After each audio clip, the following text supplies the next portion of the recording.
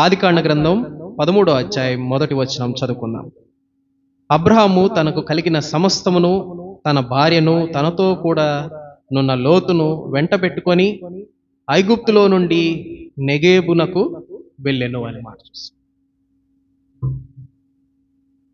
అబ్రాము, అక్కడ అబ్రహాము అని లేదు, అబ్రాము అని ఉంది. అబ్రాముని అబ్రహాముగా దేవుడు పిలిచిన తర్వాత మార్చాడు.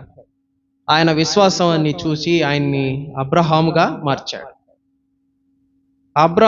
అబ్రహాంకి పాత పేరు అబ్రాము.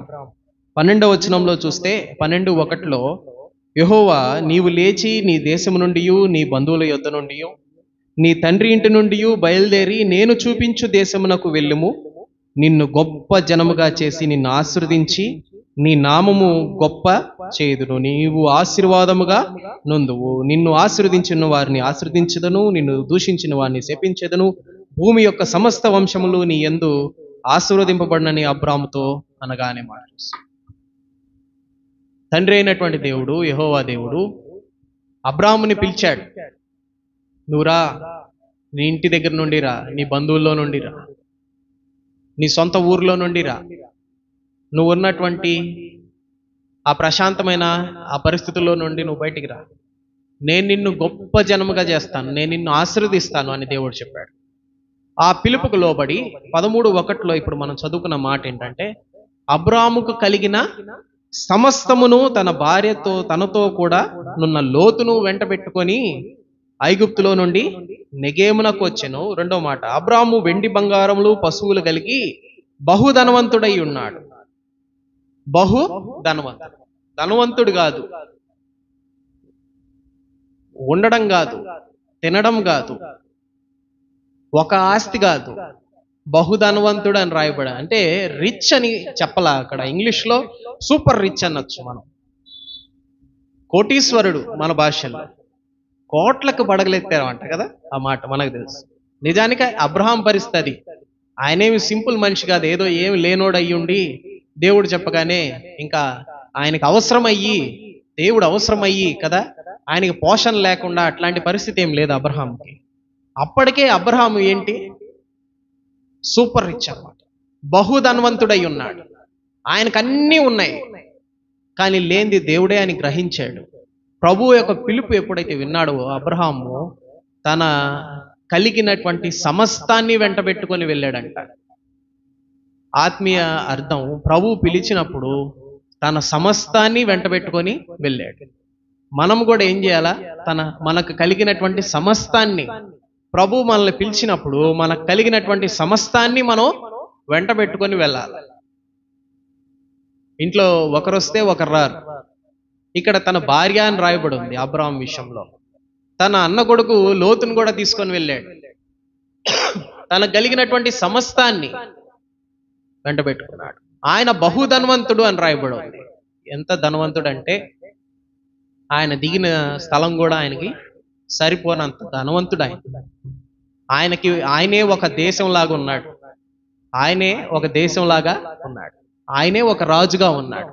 తర్వాత అధ్యాయాల్లో చూస్తే ఈ అబ్రహాము ఒక రాజు మీదకి యుద్ధానికి కూడా వెళ్ళాడు లోతు సందర్భంలో. అంటే ఈయనే ఒక రాజు అని కూడా చెప్పొచ్చు ఒక మాటలో. అంత గొప్ప పరిస్థితి అబ్రహాంకి కలిగి ఉన్నాడు. ధనము గురించినటువంటి మాటలు మనం ఆలోచన చేస్తే అబ్రహాముకి ఇంత ఉన్నా కూడా ఆ ఆపేక్ష లేదు, ధనం సంబంధించి ఆపేక్ష లేదు. దేవుడు ఏమన్నాడంటే నిన్ను గొప్ప జనముగా చేస్తానన్నాడు. ఎందుకంటే అబ్రహాం దగ్గర లేనిది ఏందో ప్రభువుకు తెలుసు.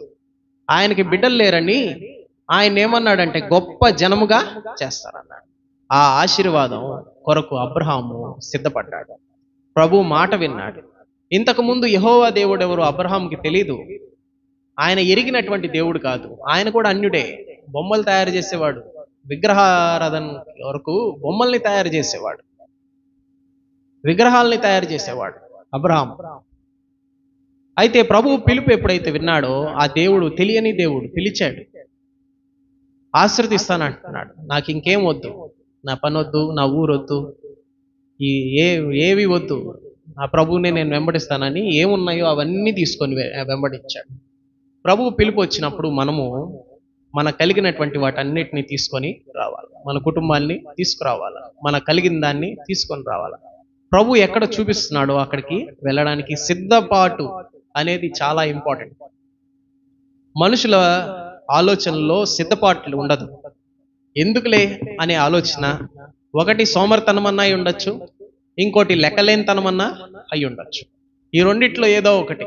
అదేం చేస్తుందంటే చెప్పిన మాటను వినకుండా చేస్తుంటది. ప్రభువు చెప్పినటువంటి మాటని విననీయకుండా చేస్తుంటది. భక్తిహీనత బొబ్బలు పెడుతుంది. మానవులమైనటువంటి మనం యెహోవా యందు భయభక్తులు కలిగి జీవించాలి, దేవుని యందు భయభక్తులు కలిగి జీవించాలి. భక్తి అంటే మనుషుల ముందు చేసేటువంటి ముఖస్థుతులు కాదు. ఇక్కడ అబ్రహాము ఎక్కడ కూడా ముఖస్థుతి చేయలా, మనిషి కోసం చేయలా. ఆ పిలుపు కేవలం వినింది శారా ఉన్నప్పుడు వినలా, అబ్రహాం మాత్రమే ఆ పిలుపుని విన్నాడు. కానీ అబ్రహాం విన్నాడు, వాళ్ళ భార్య ముందో లేదా లోతు ముందో లేదా తనకు కలిగినటువంటి ఆస్తి ముందో ఆయన చేయలే. మందిరానికి వెళ్ళడం, బలిపీఠాలు కట్టడం, ప్రభువును స్తుతించడం, అదంతా ముఖస్థుతి కోసం చేయలేదు. హోల్ హార్టెడ్గా తనకు కలిగినటువంటి వాటన్నిటితో ఆయన్ని వెంబడించడానికి వెళ్ళాడు. కింద వచనాల్లో చూస్తే ఆయన ధనాపేక్ష లేనటువంటి వాడు. ఎందుకంటే ఆయనకి కలిగిన ధనం ఆయన్ని బహుధనవంతుడు అని చెప్పి చూపిస్తా ఉంది. బైబిల్లో ఏమనుందంటే ధనాపేక్ష సమస్త కీడులకు మూలమని రాయబడు. ధనము సమస్త కీడులకు మూలమని రాయబడలేదు. ధనాపేక్ష ఆలోచన, ఆ ఆలోచన సమస్త కీడులకి మూలమని రాయబడు. అయితే కింద వచనాల్లో మనం చదువుదాం చూడండి, నేను ముందుకు వెళ్తాను. ఆయన బహుధనవంతుడై ఉండి కూడా ప్రభు మాట విన్నాడు. 3వ వచనం, అతడు ప్రయాణం చేయుచు దక్షిణం నుండి బేతేలు వరకు, అనగా బేతేలుకు హాయికి మధ్య ఉన్న గుడారం మొదట ఉండిన స్థలం వరకు వెళ్ళి తాను మొదట బలిపీఠము కట్టిన చోటనే, అది చాలా ఇంపార్టెంట్. ఇప్పుడు ప్రయాణమయ్యాడు. ప్రయాణమయ్యి ఎక్కడ చేరాడంట? మొదట అనే మాట, మొదట బలిపీఠము కట్టిన చోటనే చేరాడు. ఎక్కడైతే ఆరంభించాడో తిరిగి అక్కడికే వచ్చి ఆరాధిస్తూ ఉన్నాడు.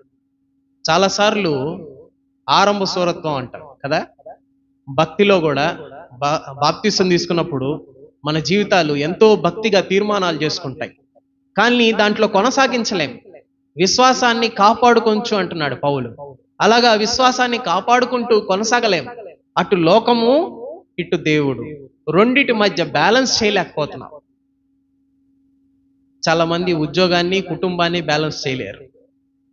ఇంకా దేవుడు దయ్యం అంటే అసలు బ్యాలెన్స్ చేయలేరు. దేవుడు ఏమంటున్నాడు? బ్యాలెన్స్ చేసుకోవాలి మన లైఫ్ని. కొంతమంది పని చేసి వస్తే ఇంకా భార్య బిడ్డలు ఏం లే, అసలు పట్టించుకోరు, ఇంకా వాళ్ళే ప్రపంచం అంతా పోషిస్తున్నట్టు ఫీల్ అయిపోతారు కదా. ఒకవేళ భార్య బయటికి వెళ్ళేసి వస్తే ఇంకా కుటుంబంతో సంబంధం లే. రకరకాల పరిస్థితులు మన ఇళ్లలో మనమే ఆలోచన చేద్దాం. ఆ బ్యాలెన్స్ అనేది చాలా ఇంపార్టెంట్. ప్రభు కోరుకుంటుంది కూడా ఆ బ్యాలెన్స్ చేసుకోవాలి.